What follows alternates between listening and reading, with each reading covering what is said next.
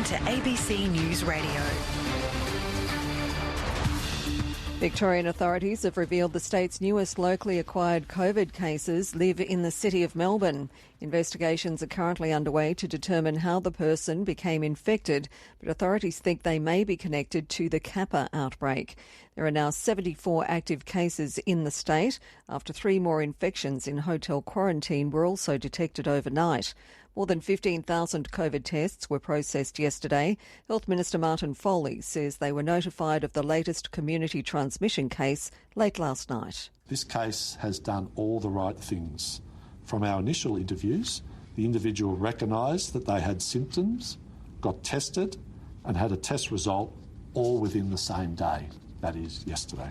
Northern Territory Health has acknowledged it incorrectly processed a Darwin family who were allowed into the community on arrival in the Territory, despite recently returning from a COVID-19 hotspot.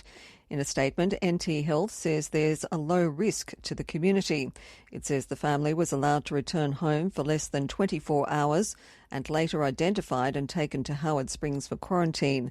A spokesperson for NT Health thanked the family for their compliance and understanding. In Victoria, sandbags remain heaped around homes in Traralgon as the flood threat eases for low-lying parts of the town.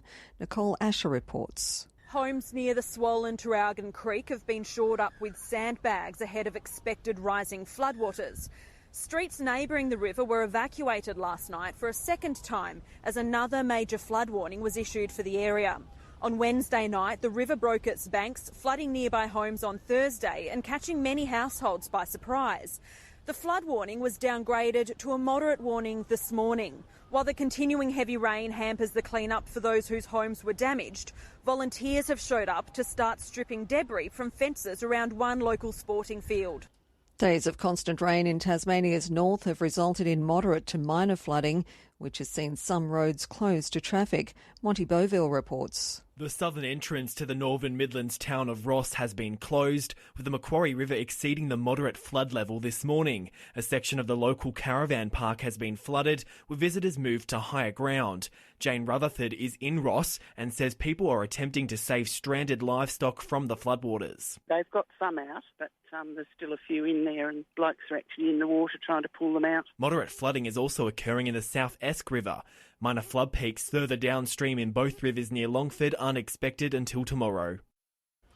The Northern Territory's anti-corruption watchdog has made a finding of corruption against a public service worker who allegedly impersonated her own referee to get a role with Territory families.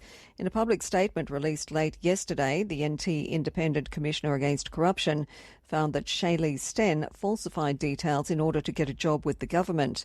He also found she failed to disclose she'd been dismissed from her previous role for matters relating to fraud. She has since resigned from the public service. New research by Perth Children's Hospital into the long-term use of Botox for children for cerebral palsy has shown it's not only safe but can be potentially life-changing.